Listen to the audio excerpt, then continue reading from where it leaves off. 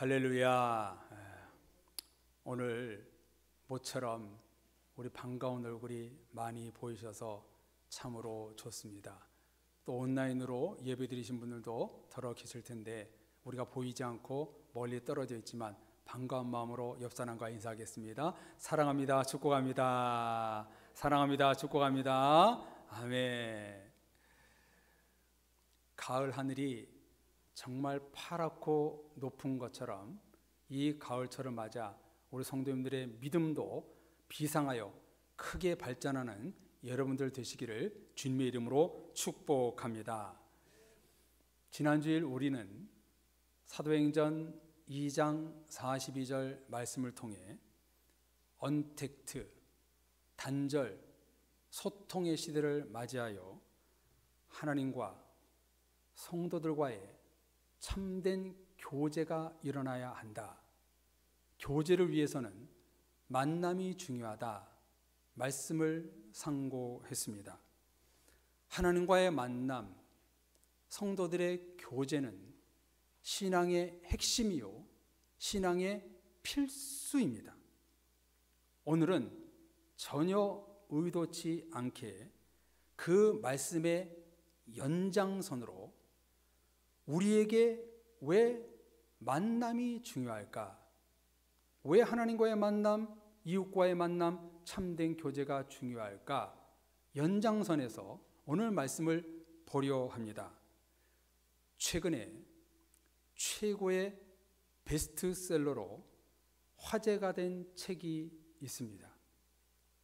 종교서적은 아니고요, 일반 서적인데요, 너무나 화제가 되고 베스트셀러 중에 베스트셀러라 제가 즉시 구입해서 읽어보았습니다.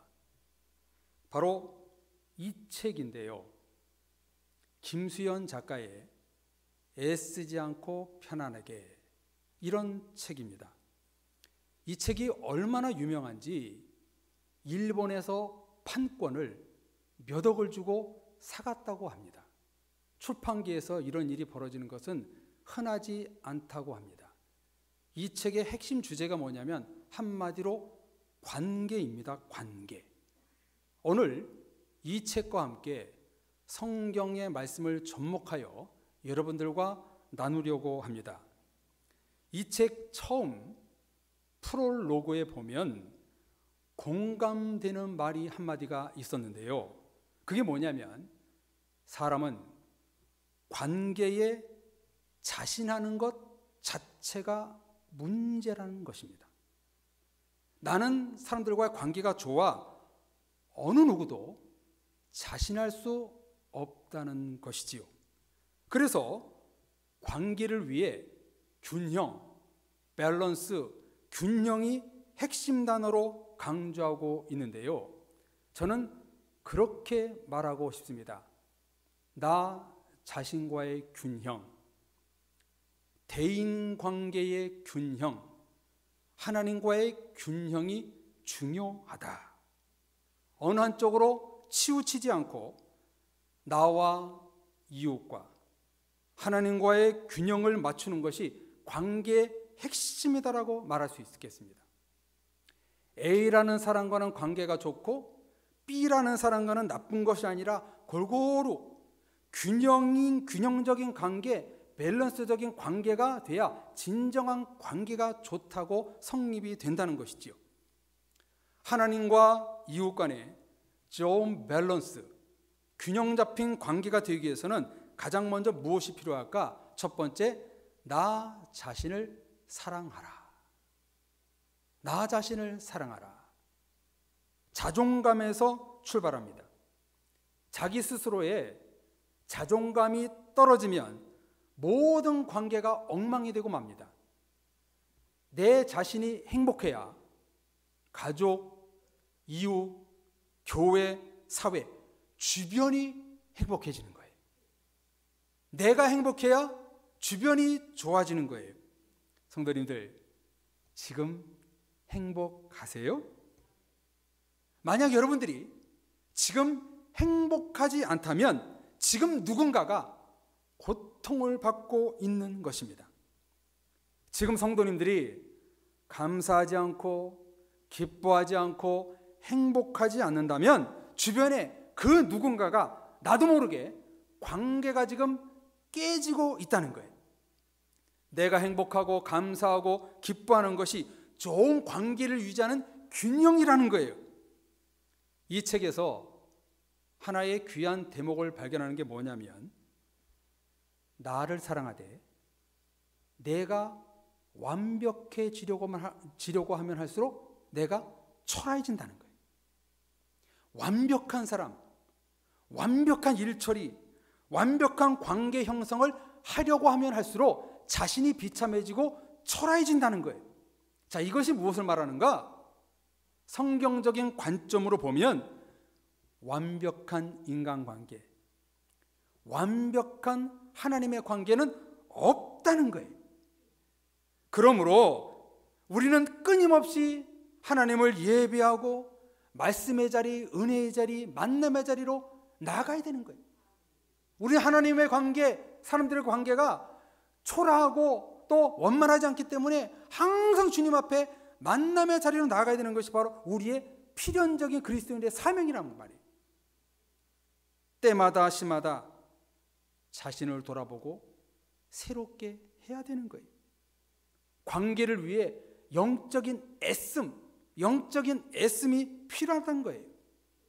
그리고 두 번째, 오늘 나누려는 말씀의 핵심인데요, 이 작가도 자기 얘기가 아니라 다른 책을 인용하고 있더라고요.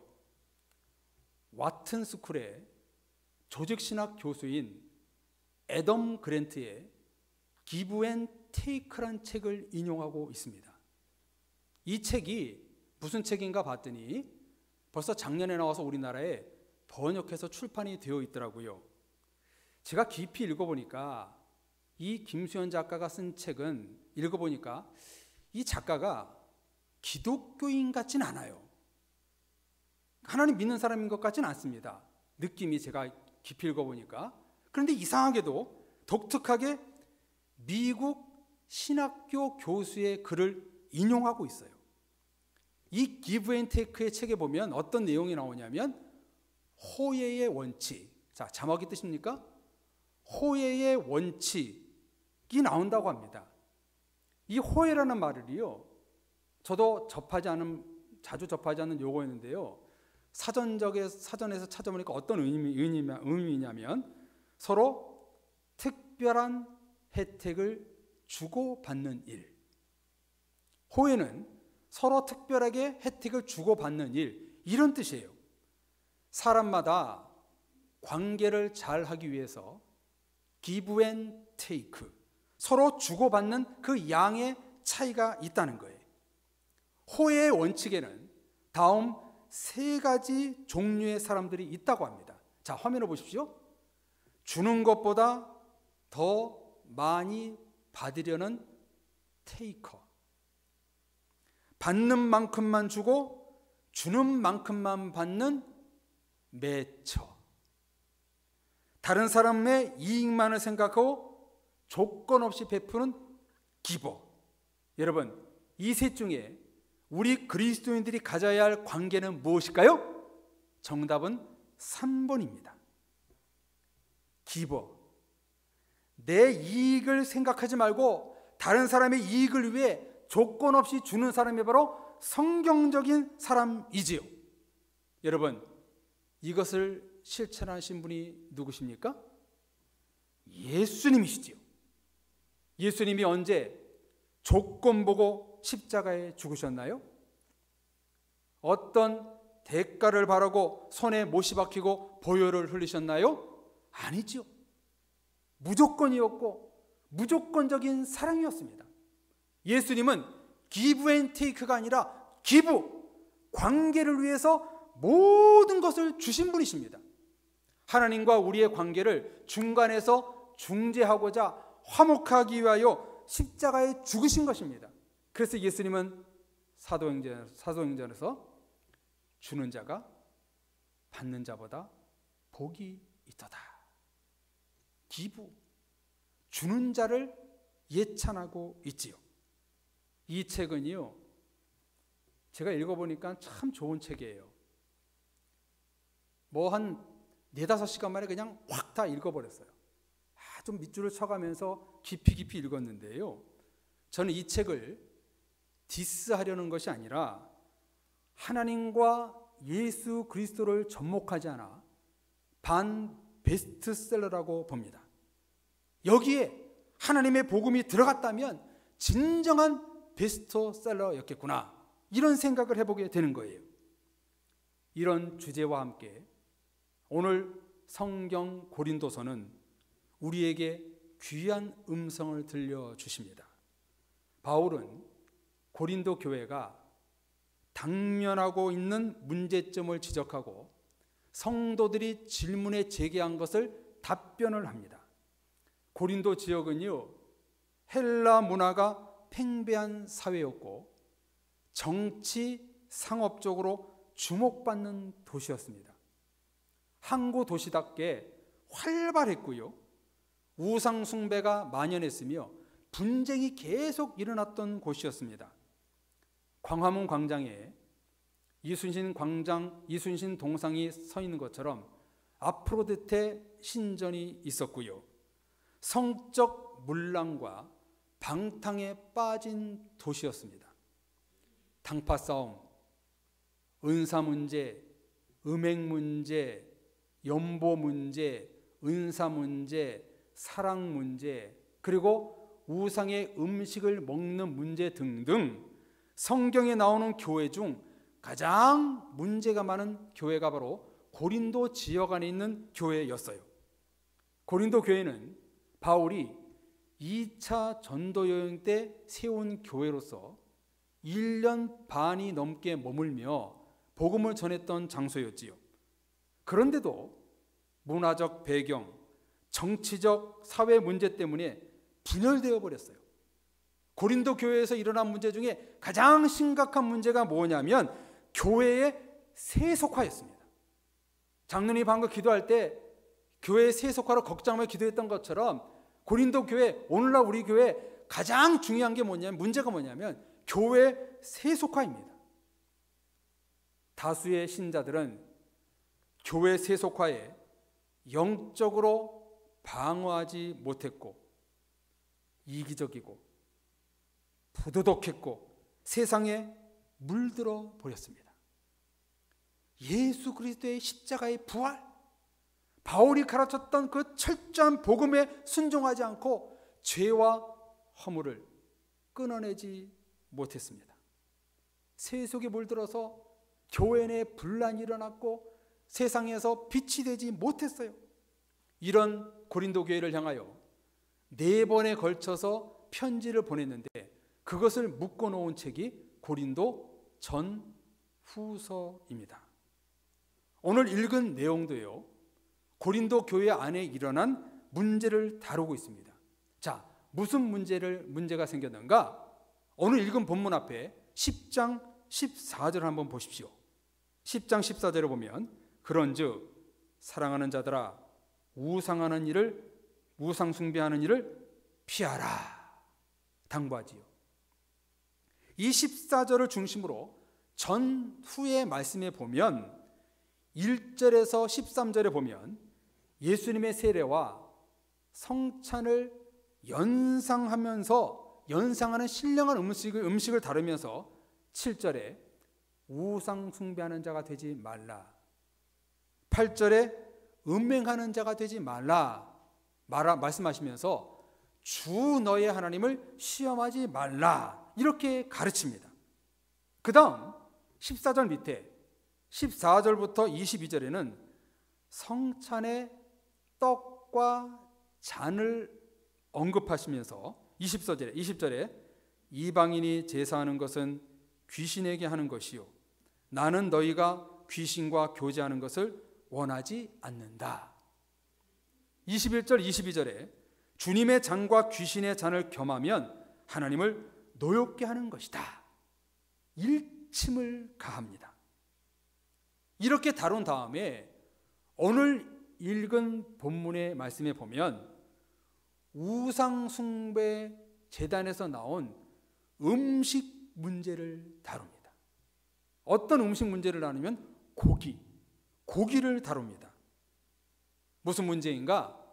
당시 고린도 시장에 나온 고기들은 대부분 이방 신전에서 드렸던 고기를 내다 팔았습니다.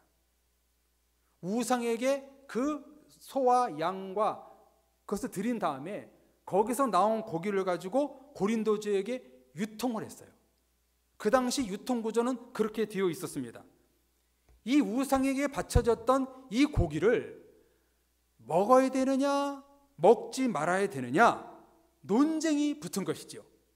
이때 바울은 25절에서 이렇게 말하죠. 무릇 시장에서 파는 것은 양심을 위하여 묻지 말고 먹으라. 묻지 말고 먹으라라고 권면합니다. 그러나 다른 상황이 있을 수가 있어요. 27절, 28절에 보면 불신자 집에 초청을 받아 고기가 차려진 음식이 나왔을 때 양심에 꺼리낌이 없으면 먹지만 누가 우상의 제물이다, 유대인들은 먹지 말아야 된다 문제를 제기하면 반대로 먹지 말라는 거예요. 먹어라 먹지 말라 그 상황에 맞춰서 해야 된다는 거예요. 왜 바울은 이렇게 상반된 주장을 하고 있는 이유가 뭐냐면 나와 상대방의 신앙 양심에 상처가 되는 것을 막기 위함입니다. 즉 관계가 깨지지 않게 하기 위함이지요. 그러면서 30절 32절에 보면 성경적인 음식을 제안합니다. 모든 음식은 첫째 감사함으로 참여하고, 둘째 먹든지 마시든지 하나님의 영광 위해서 먹으면 아무런 문제가 없다 이렇게 말합니다. 다만 32절 33절에 보면 너희는 하나님의 교회에 거치는 자가 되지 말고 모든 일에 모든 사람을 기쁘게 하라 당부를 합니다. 성도님들, 이 같은 본문에서 우리는 숨어있는 은혜의 말씀을 도출할 수가 있습니다. 그게 뭐냐면 첫째 하나님의 관계, 둘째 이웃과의 관계입니다. 이 둘의 관계를 온전히 하기 위해 오늘 본문에 핵심적으로 나오는 단어가 하나 등장하는데 그게 뭘까요? 유익이라는 말입니다. 자, 23절 보십시오. 모든 것이 가하나 모든 것이 유익한 것이 아니요 모든 것이 가하나 모든 것이 덕을 세우는 것은 아니다. 쉬운 성경으로 보면 모든 것이 허용되었으나 유익한 것이 아니다. 이런 뜻입니다. 이것이 우리들에게 무슨 의미냐면 내가 생각했을 때는, 내가 판단했을 때는 교회와 이웃에게 유익하다고 생각할지 모르지만 모든 사람들에게 유익과 덕을 세우는 일이 아닐 수 있다는 거예요. 나는 내 생각은 옳은데 저 사람들에게는 좋은데 또 다른 사람은 안 좋을 수 있다는 거예요. 그래서 제가 일부 예배 때 그런 예를 들었습니다만 똑같이 예를 들어보지요. 한번 이해하고 들으십시오. 교회 안에서 고기를 먹었어요. 그것도 보신탕을 먹었어요. 근데 그 고기를 먹었는데 누구에게는 유익하지만 누구에게는 유익이 안 될 수 있다는 것이죠. 똑같은 상황인데 A라는 사람은 좋고 B라는 사람은 나쁠 수 있다는 거예요. 그래서 관계적인 측면에서 적용해 볼 때 우상의 음식인 고기를 먹을 때 누구는 좋겠지만 누구는 불편할 수 있다. 지금 그것을 지적하고 있는 거예요. 여러분, 이래서 관계가 참 힘든 것 같아요. 나는 그렇지 않은데 상대방은 이렇게 생각해요. 똑같은 상황인데 누구는 좋아하고 누구는 싫어해요. 장로님들은 좋아하는데 저는 싫을 수 있고요. 제가 좋아하는데 장로님들과 회의하면 장로님 싫을 수 있어요. 이쪽 성도님들은 좋은데 또 저쪽 성도님들은 싫을 수가 있어요. 그렇죠? 이런 상황에서 참 관계가 힘든 것이죠. 이런 복잡한 관계 문제를 바울은 어떻게 풀어가는가?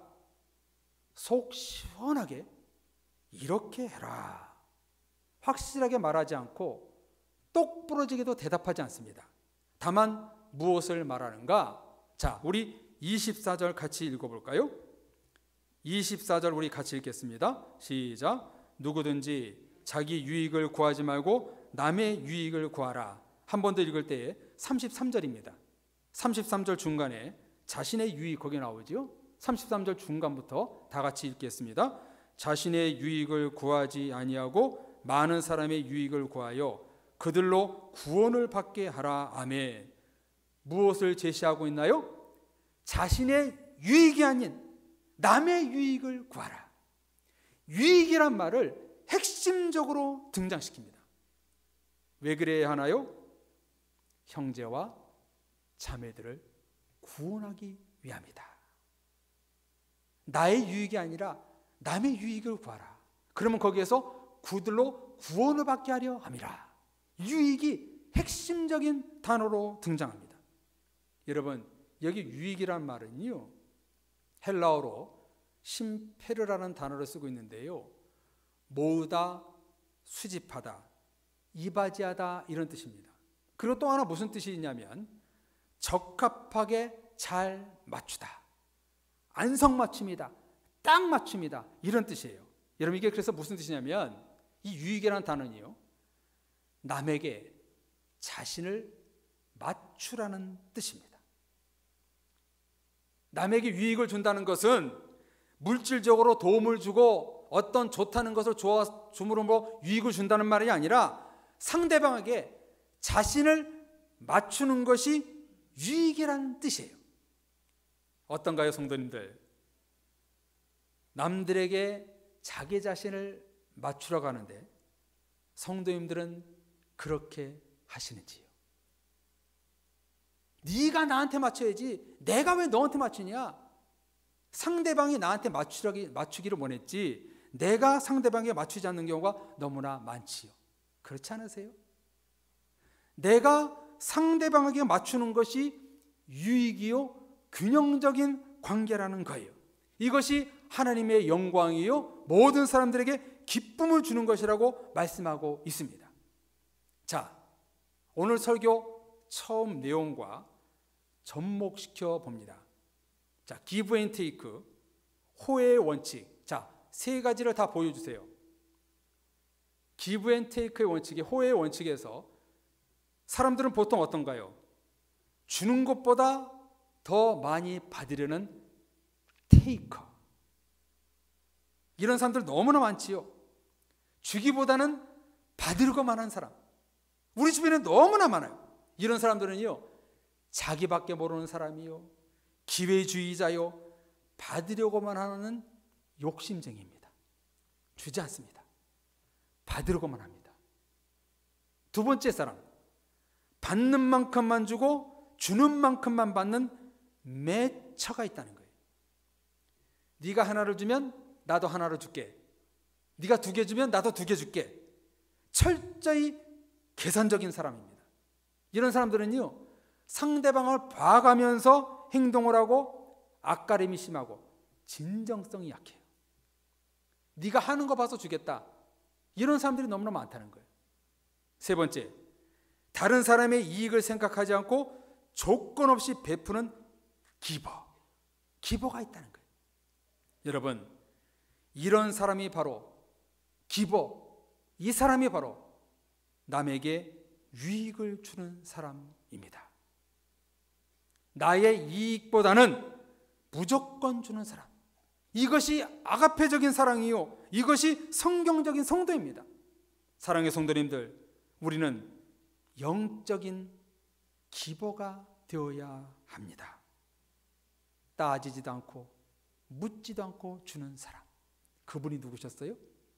예수님이셨어요. 저 자신도 오늘 말씀 앞에 부끄럽습니다만 이런 권면을 드리고 싶습니다. 어떤 성도가 되어야 하는가? 나의 유익을 구하지 말고 남의 유익을 주는 사람. 나의 유익이 아니라 하나님 나라의 유익을 추구하는 사람. 나의 것을 채우려고 하는 사람이 아니라 교회와 이웃의 것을 채우려고 하는 사람. 나의 이익보다는 남에게 이익을 주려고 하는 사람. 조건 없는 기버가 되어야 합니다. 다른 사람을 위해서 조건 없이 주는 기버가 되면 여러분, 관계가 좋아질까요? 나빠질까요? 굿. 관계가 좋은 관계가 만들어지는 것입니다. 요즘 세대는 너무나 아쉽게도 자기밖에 모르는 시대, 자기 유익만을 구하는 시대, 자기만 사랑하는 시대가 되어가고 있습니다. 그래서인지 오늘 고린도서의 말씀이 유난히 빛이 나고 도전이 됩니다. 자기의 유익을 구하지 말고 남의 유익을 구하라. 먹든지 마시든지 하나님의 영광을 구하라. 하나님과 사람들에게 교회에 거치는 자가 되지 말고 기쁨을 주는 자가 되라. 이런 사회와 교회를 꿈꾸는 것이 제 욕심인가요? 아니죠. 이것은 하나님이 원하시는 성경의 핵심입니다. 우리 그리스도인들이 해야 할 사명입니다. 이로 인해 마지막 절에 그들로 구원을 받게 하라. 남에게 유익을 주는 생활을 할 때 우리 주변에는 구원의 역사가 일어난다고 오늘 성경은 말씀하십니다. 사랑의 가족 여러분, 오늘날 우리는 많은 분쟁이 일어나고 단절, 언택트 시대를 살아가고 있습니다. 이런 때 우리는 하나님과의 관계, 이웃의 관계를 돈독히 해야 됩니다. 하나님과의 만남, 이웃의 만남은 어떻게 되는가? 그냥 만남이 아니라 호혜의 관계, 성경적인 관계로 그 모든 사람들에게 다가가야 됩니다. 오늘 성경은 말씀하시기를 자기 유익을 구하지 말고 남의 이 유익을 구하라. 조건 없이 베푸는 기버가 되라 말씀하십니다. 이렇게 평생 사셨던 분이 우리 예수님이셨습니다. 우리도 예수님처럼 살아야 되지 않을까요? 바라기는 세상은 각박해져 가고 있어요. 남보다는 나를 중시하는 사회가 돼가고 있어요. 이것은 비성경적인 세상이 돌아가고 있다는 거예요. 이런 때 여러분들, 고린도 교회처럼 새 속에 물들지 말고 어떻게 살아가야 됩니까? 기버. 나의 유익이 아니라 남의 유익을 구하라. 유익이 무슨 뜻이라고 말씀했어요? 남이 나에게 맞추는 것이 아니라 내가 남에게 맞추는 생활. 이게 유익이에요. 상대방에게 맞춰가는 삶, 상대방의 눈높이에 맞춰가는 삶, 이게 바로 성경적인 삶이에요. 요즘 왜 사람들이 소통이 단절됐습니까? 왜 언택트 시대가 되어버리고 말았습니까? 상대방을 생각하지 않기 때문에 그래요. 상대방에게 맞추지 않기 때문에 그래요. 모든 것이 나에게 맞춰라. 이런 사회가 되다 보니까 분란이 일어나고 싸움이 일어납니다. 상대방에게 맞추는 유익된 생활을 한다면 거기에는 하나님의 구원이 넘치고 은혜가 넘치는 것입니다. 이런 시대를 살아가고 있는 우리 사랑의 성도님들, 하나님과의 관계, 이웃과의 관계를 위해서 기버, 조건 없이 무조건 나눠줄 수 있는 그런 유익을 주는 사랑의 모든 가족들이 되시기를 주님의 이름으로 축복합니다. 아멘.